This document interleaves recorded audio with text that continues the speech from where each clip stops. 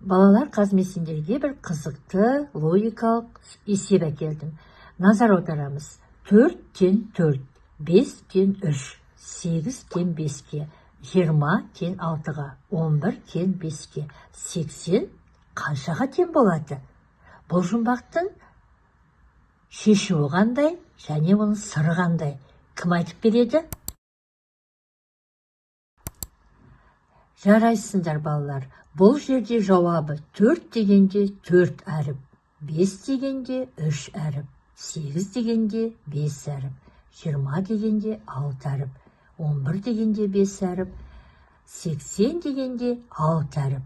Ал балалар, бұл жерде қандай пәнаралық байланыс болды?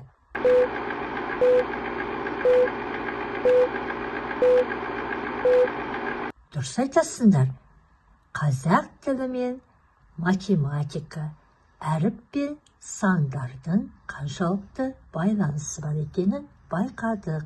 Жарайсыңдар, керемет балалар.